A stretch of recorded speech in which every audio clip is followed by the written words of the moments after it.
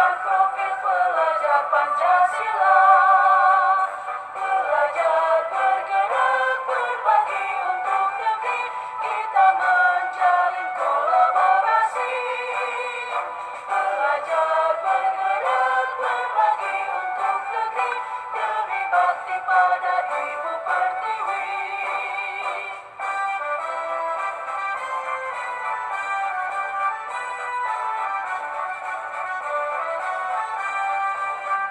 Bulatkan tekad, kuatkan hati. Negeri ini memanggilmu kawan. Belajar, bergerak, berbagi untuk negeri. Guru penggerak, majukan pendidikan. Guru penggerak, menghamba pada murid. Kreatif, rancang pembelajaran. Hargai potensi, tingkatkan prestasi. Lahirkan profil pelajar Pancasila. Belajar, bergerak, berbagi untuk negeri. Kita menjalin kolaborasi. Belajar, bergerak, berbagi untuk negeri. Demi bakti pada Ibu Pertiwi. Belajar, bergerak, berbagi untuk negeri. Kita menjalin kolaborasi. Belajar, bergerak, berbagi untuk negeri. Demi bakti pada Ibu Pertiwi. Demi bakti pada Ibu Pertiwi.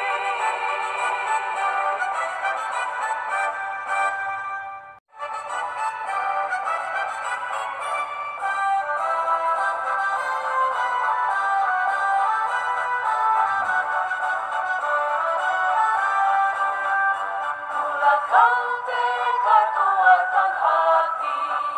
Negeri ini memanggilmu kawan. Belajar, bergerak, berbagi untuk negeri. Guru penggerak, majukan pendidikan.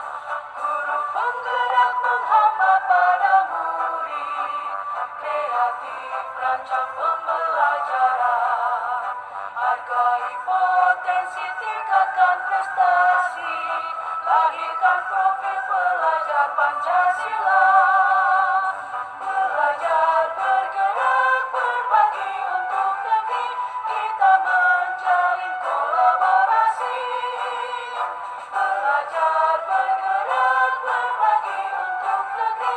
Demi bakti pada Ibu Pertiwi.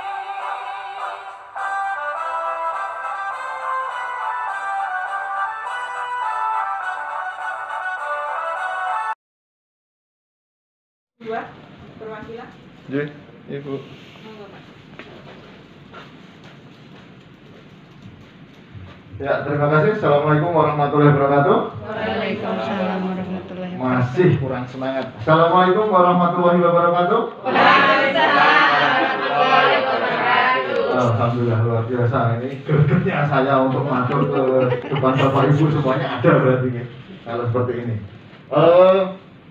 Di sini kelompok 2 diberi amanah untuk mencari solusi permasalahan yang tadi sudah dikeluarkan, unek-unek yang sudah dinyatakan dari Bapak Ibu semuanya, dan unek-unek itu pasti akan mengganjal kalau tidak tidak dipecahkan, ya kan? Sesuatu yang masih mengganjal kalau tidak dipecahkan pasti akan mengganjal.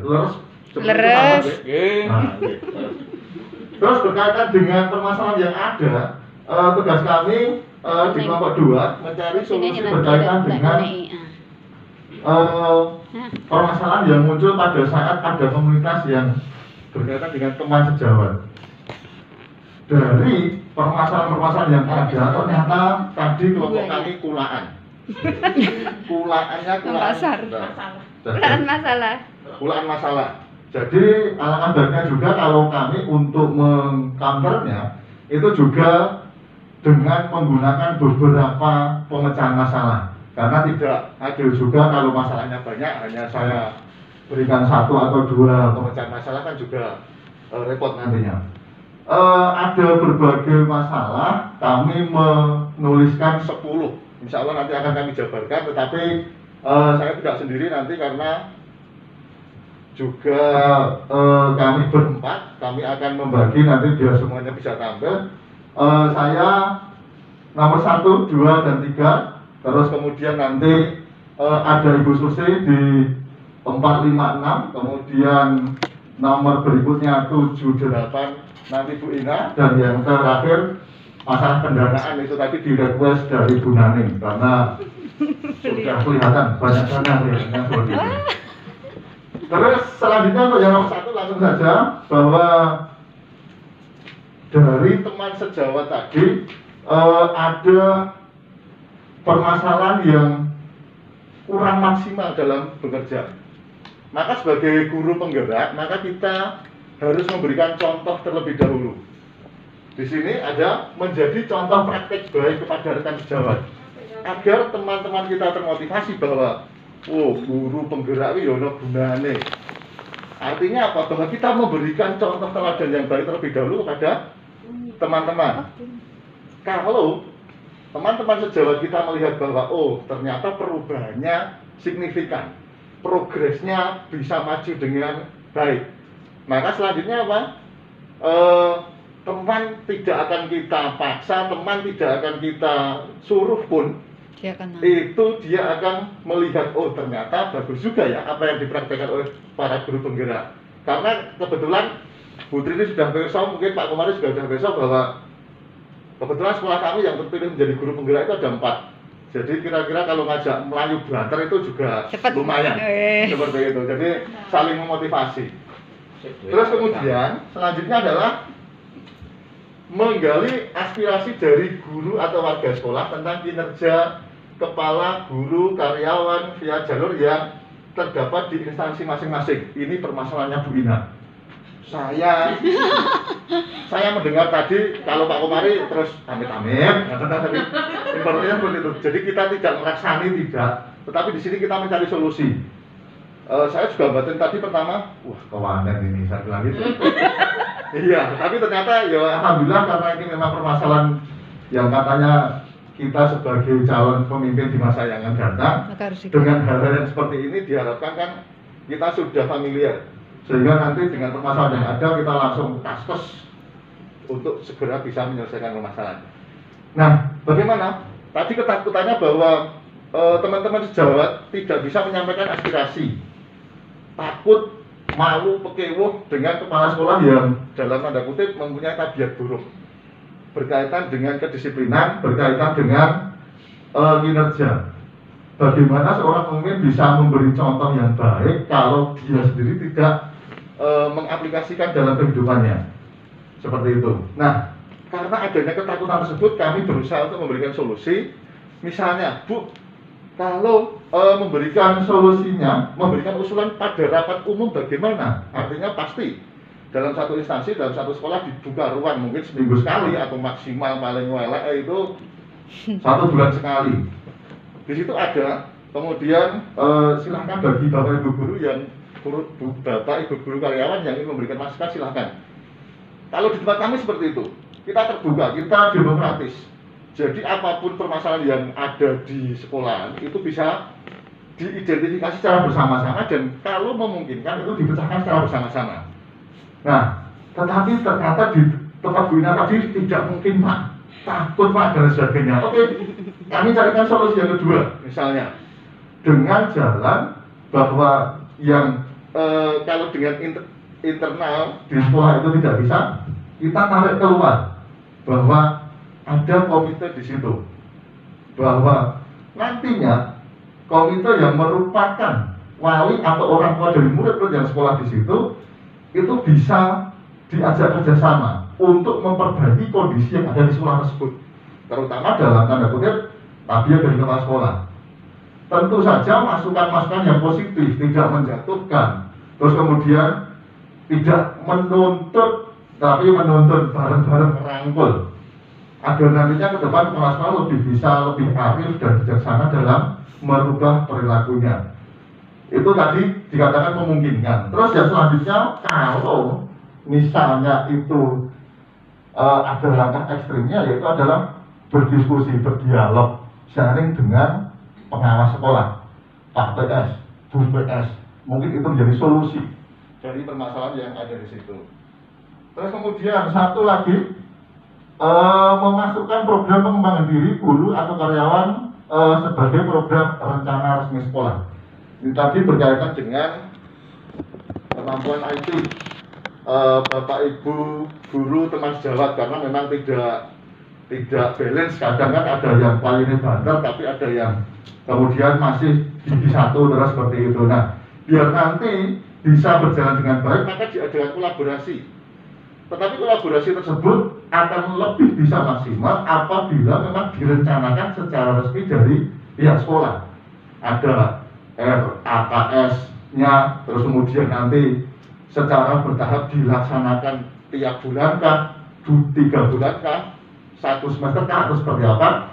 Dan lebih semangat lagi kalau memang nanti ada postur anggaran yang ada di situ, sehingga bisa mendatangkan narasumber yang relevan atau teman sejawat yang relevan juga untuk menjadi narasumber, atau mungkin biar lebih bakoh karena latihan atau di kelasnya sehari ya ada sunatnya, ada makannya, itu teman-teman senang sekali itu pasti. Oke. Seperti itu dulu. Terima kasih. Selanjutnya monggo teman-teman yang lain. Saya terakhir monggo yang Monggo. menyambut Monggo. dari solusi. Waktu kami berikan ke Ibu Susi. Ya. Monggo. Soalnya dengan langsung apa? Apa? Kalau mau wae kalau jangan kali maca. Terima kasih.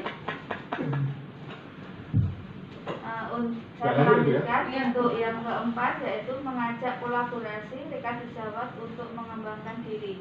Jadi di sekolah kadang rekan kita mau kita ajak itu tidak semua sama ya Bu. Ada yang tadi seperti yang didengar Pak Rustam, gigi 1, gigi 2, gigi 3. Nah, ini kita harus berkolaborasi dengan mengajak, merangkul teman kita untuk pengembangan diri. Dan ini tentu ada programnya, nanti bekerjasama dengan lembaga untuk memprogramkan untuk pengembangan diri di bidang, mungkin di bidang IT yang pertama itu. Untuk yang kelima yaitu ada monitoring, supervisi terhadap kinerja guru sekolah dari pihak yang berwenang. Kalau di tempat SD mungkin ada pengawas, dari pengawas. Untuk SMP juga, kalau dari TK itu biasanya dari penilik. Jadi nanti setiap ini waktunya ada temponya, kalau tempat kami itu 1 bulan sekali. Nanti kinerja kita akan diawasi oleh, kalau di tempat saya itu dari kepala sekolah dulu, kalau ditambah lagi dari yayasan karena kami dari TK. Itu dari yayasan nanti kita ke pengawas dan penilik. Jadi di sini kita selalu dimonitoring Bu. Jadi apa kekurangan kita nanti direfleksikan untuk dapat dikembangkan, untuk dapat untuk meningkatkan kapasitas pembelajaran kita, seperti itu. Terus yang untuk selanjutnya mungkin belajar dengan Bu Ina. Terima kasih.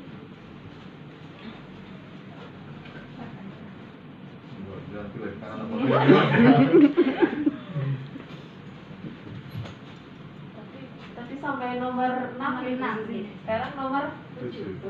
Ya, terima kasih.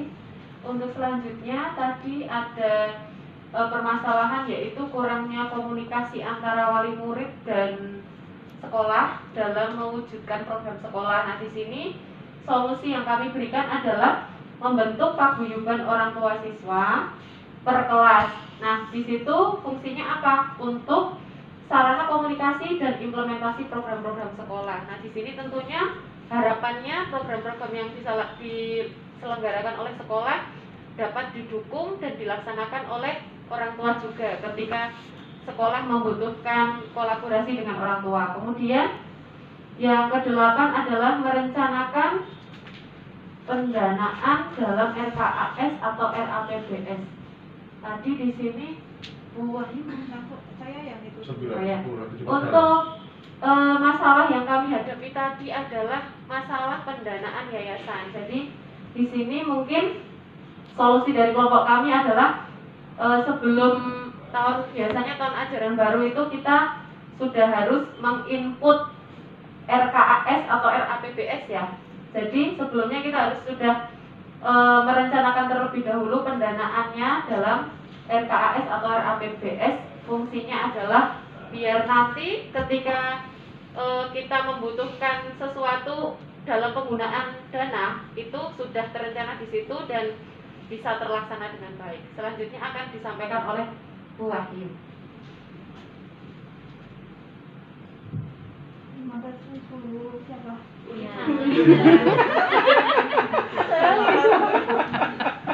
Melanjutkan, kebetulan ini bersambung Bu Ina terakhir menjelaskan tentang RAPS, kemudian yang nomor 9 itu tadi terkait masalah pendanaan, sepertinya ada di kelompok sana ya tadi tentang pendanaan. Betul kata Bu Ina tadi bahwa terkait pendanaan, hal pertama dan utama yang harus kita lakukan adalah memasukkan seluruh program kerja sekolah ke dalam RAPS dan RAPBS, karena tanpa adanya ini biasanya bendaharanya itu akan terlalu banyak protes, gitu ya. Tapi jika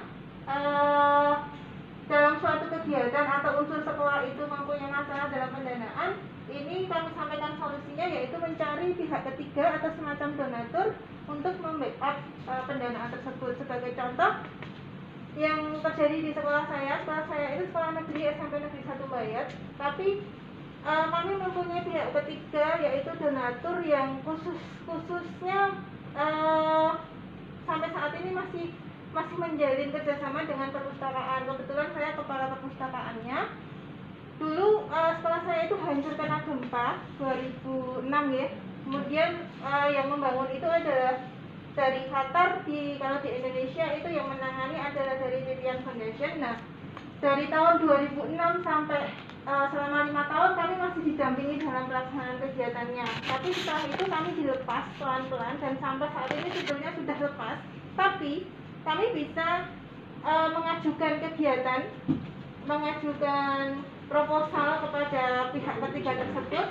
Kalau di ACC nanti mereka akan memberikan supportnya. Biasanya supportnya itu adalah barang atau tenaga atau orang, jadi tidak dalam bentuk uang. Jadi mungkin bisa menjalin untuk solusi pendanaan bisa menjalin kerjasama dengan pihak ketiga semacam itu. Kemudian untuk yang terakhir tadi ada masalah MGMP, baik MGMP sekolah maupun MGMP tingkat kewedanan atau bahkan mungkin kabupaten itu tidak aktif. Solusinya adalah dengan mengaktifkan kegiatan MGMP tersebut bisa dimulai dengan penyusunan program kerja, karena kami lihat tidak semua MGMP itu memiliki program kerja yang jelas. Jadi kesannya pelaku sakarpe dhewe gitu guys. Kalau di MGMP mata pelajaran saya bahasa Indonesia kebetulan juga seperti itu, dalam 1 tahun itu belum tentu ada kegiatan. Apalagi untuk pandemi ini, sebetulnya untuk pandemi ini kan seharusnya tidak menjadi masalah buat kita untuk eksis ya di MGMP. Justru menurut saya dengan pandemi ini akan banyak hal yang bisa kita bahas, kita lakukan melalui kegiatan MGMP seperti ini. Jadi solusi dari kami mengaktifkan kegiatan MGMP adalah yang pertama itu tadi menyusun program kerja dan betul-betul menindaklanjuti program kerja tersebut. Demikian solusi tentang komponen yang pertama dari kelompok kedua. Mohon umpan baliknya. Terima kasih. Assalamualaikum warahmatullahi wabarakatuh. Waalaikumsalam warahmatullahi wabarakatuh. Baik, terima kasih. Yuk, balik. Sudah menyampaikan solusinya berkaitan dengan relasi dengan teman sejawat.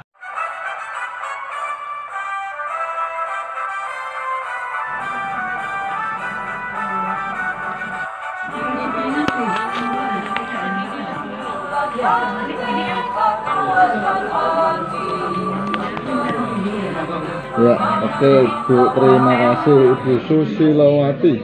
Nggih, terus nggih. Nggih. Bahwa di sini kita mendiskusikan tentang aplikasi komunitas praktisi. Di sini dituliskan ada nama guru penggerak yang merupakan identitas dari si pengisi lembar aplikasi ini. Kemudian ada asal sekolah di mana nanti instansinya itu bisa tersebut sebagai dokumen, karena nanti kemungkinan besar kan bisa diaplikasikan, bisa dipraktekkan di dalam instansi kita masing-masing kan, karena diharapkan sebagai guru penggerak itu nanti kan otomatis ada real nyatanya, aksi nyatanya dalam sekolahan ya.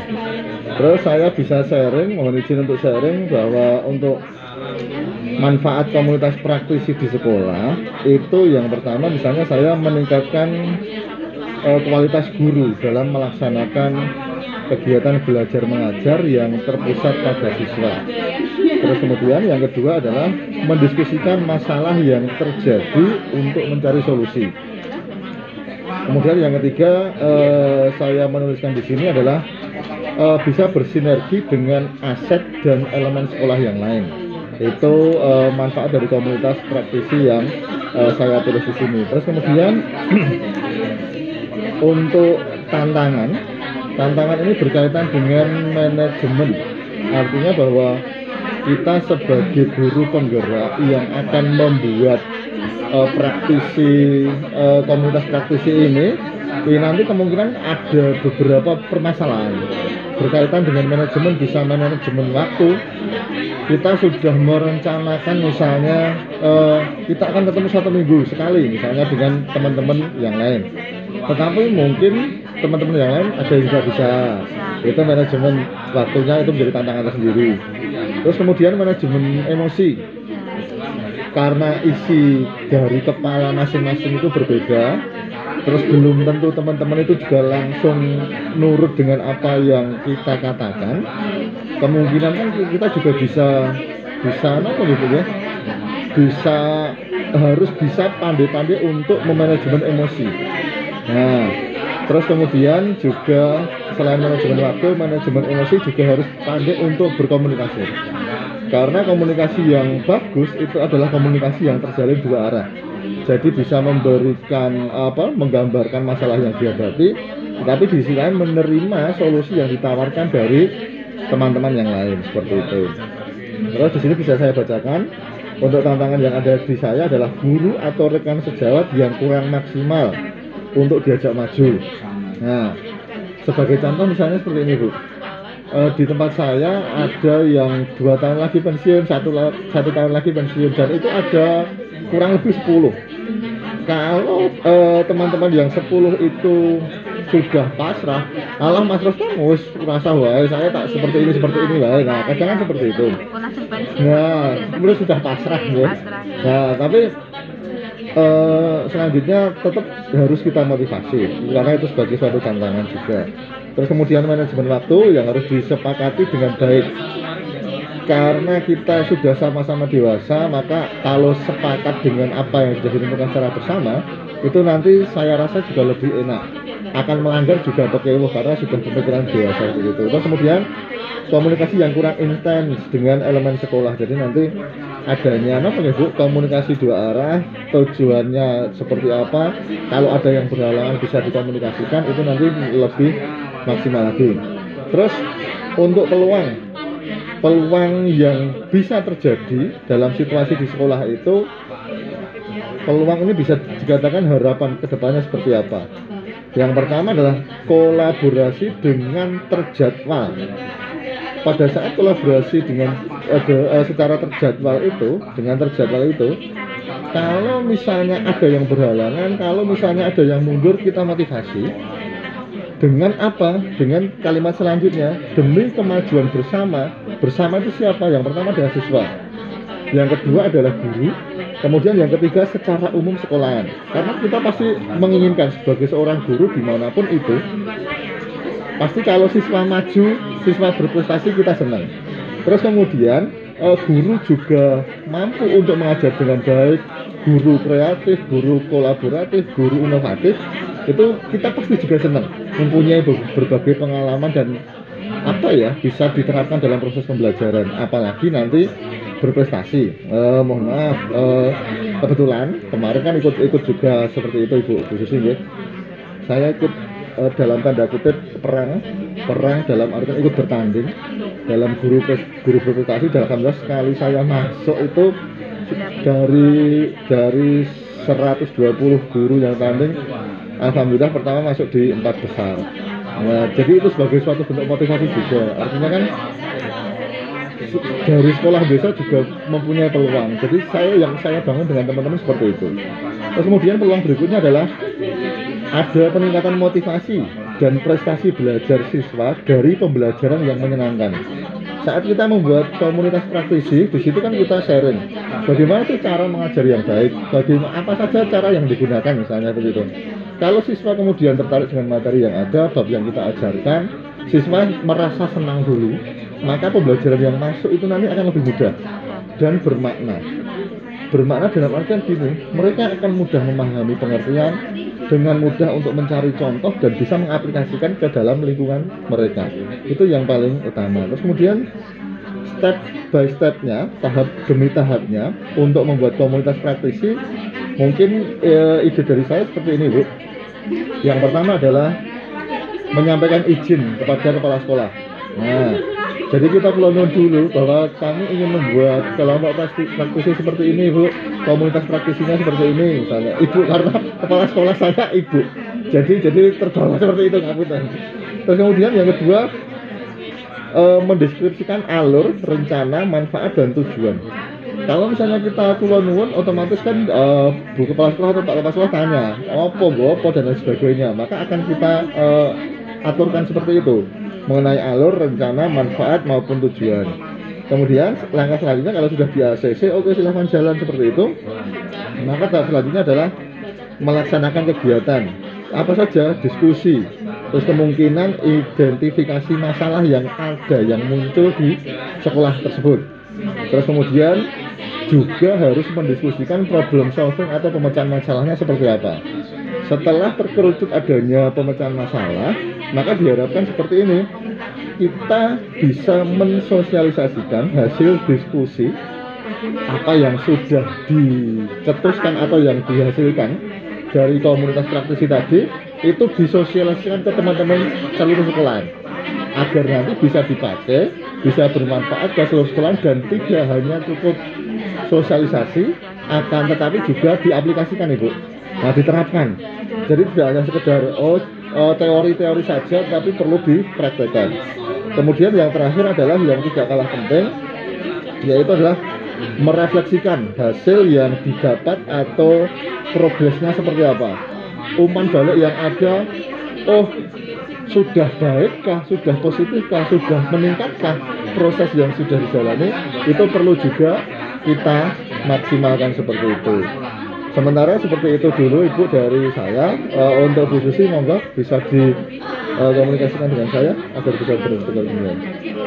Yang mau saya tanyakan yang untuk terakhir tadi yang cara itu kita merefleksikan itu apakah cukup dengan teman-teman ataukah kita juga dengan orang tua, Pak? Misalnya tadi kan sudah programnya sudah diterapkan. Nah, itu untuk merefleksinya itu khusus untuk guru-guru dan warga sekolah atau dengan orang tua juga nanti diberi kesempatan memberi refleksi. Bisa juga bahwa proses yang ada ini karena kita menuju ke semua aset dan semua elemen yang ada di sekolah, termasuk orang tua, karena orang tua nanti pada saat kita membagikan hasil evaluasi, misalnya pada hari Kamis kemarin Ibu, tempat saya membagikan raport sementara yang isinya adalah nilai murni dari kegiatan PTS. Nah, jadi pada saat siswa orang tua diundang ke sekolah untuk diberikan nilai anak-anaknya, mereka berbuat, saya langsung gini, pasti Bapak Ibu kecewa dengan nilai yang didapat. Pasti saya tak seperti itu. Tapi mereka juga saya berikan motivasi, ya ini jangan digunakan sebagai modal untuk marah ke anak, jangan, tapi berilah motivasi. Karena setelah saya identifikasi ada atau banyak anak yang tidak diberikan kesempatan belajar dengan baik di rumah, saya tak seperti itu, Bu. Langsung ya saya berhenti cerita ini beneran. Karena apa? Karena kemarin sempat ada gini, Pak, kan saya mengidentifikasi masalah anak-anak, dia curhat, mereka curhat, apa saya itu kalau di rumah tidak bisa belajar. Saya kaget, loh, tidak bisa belajar membaca bisa nggak? Bisa Pak, kelas 3 itu kelas 3 saya bilang bisa Pak, menulis dengan baik bisa nggak? Bisa. Ya, terus kenapa nggak bisa belajar? Saya itu di rumah disuruh menjaga adik saya yang 5 tahun Mak, yang 4 tahun Mak, suruh ngomong Mak. Jadi tidak ada kesempatan untuk belajar dengan tenang dan dengan baik di rumah. Nah terus saya kasih solusi, jangan-jangan kamu sudah dikasih waktu belajar tapi kamu gunakan untuk main HP atau game dan sebagainya. Itu tidak Mak. Saya selalu terganggu dengan kondisi seperti itu. Ya sudah, saya ambil itu keluh kesahnya anak, kemudian saya sampaikan ke orang tua, saya komunikasikan agar nanti memang di rumah diberi kesempatan. Terus ada umpan baliknya juga, misalnya dari hasil yang nilai yang didapatkan, apakah nanti selaras. Ada yang gini, orang tua kemudian, Pak, kalau anak ya bukan si itu saja ya, bukan si anak itu saja. Ini siswa ini susah untuk dibangunkan saat sholat subuh, terus kemudian susah untuk belajar dan lain sebagainya lah. Komunikasi yang intens seperti itu kan berarti ada feedbacknya Ibu. Jadi paling tidak saya bisa mengetahui ada manfaatnya. Setelah saya menjalin komunikasi dengan anak, dengan orang tua, itu nanti kedepannya ada perubahan enggak? Itu yang saya harapkan agar ada progres atau peningkatan yang positif seperti itu. Yeah. Jadi itu yang saya sampaikan. Yeah. Monggo, yang tadi sudah komplit, sudah bagus. Mungkin nanti buat gambaran saya Pak, karena ini saya juga belum selesai. Saya mencoba ya Pak ya, memaparkan yang sudah saya tulis. Silakan Ibu. Nanti tolong masukannya Pak. Siap, sami-sami. Dari jenjang TK. Mboten namanya mau sami-sami belajar Ibu. Siap. Untuk manfaat komunitas praktisi di sekolah saya itu pertama untuk berbagi informasi tentang praktek pembelajaran. Untuk yang kedua mengidentifikasi masalah yang berkaitan dengan pembelajaran. Untuk yang ketiga memberi dukungan kepada anggota itu tadi komunitas untuk melakukan kolaborasi.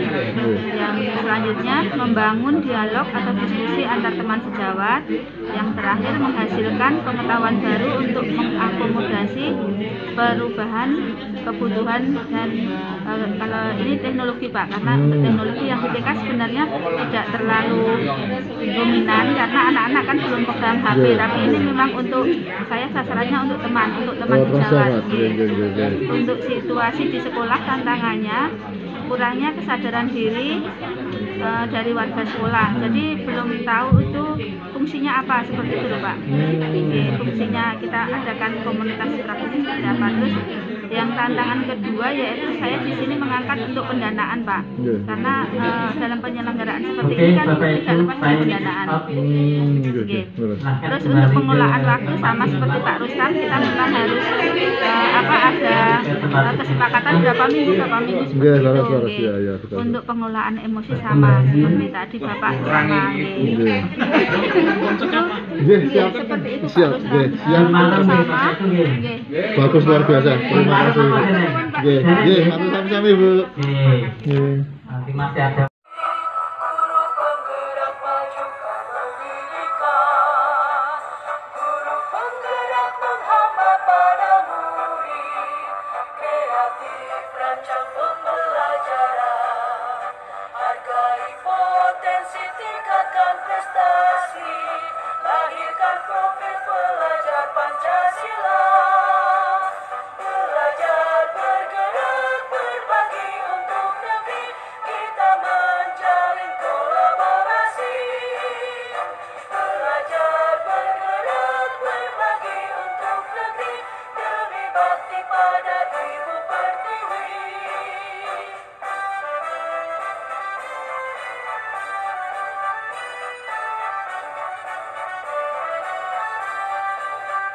Bulatkan tekad, kuatkan hati, negeri ini memanggilmu kawan.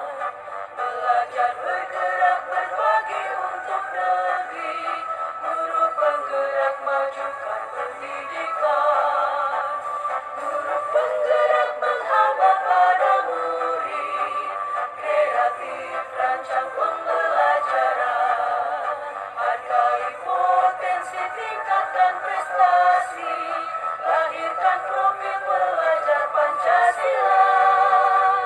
Belajar, bergerak, berbagi untuk negeri, kita menjalin kolaborasi. Belajar, bergerak, berbagi untuk negeri, demi bakti pada Ibu Pertiwi.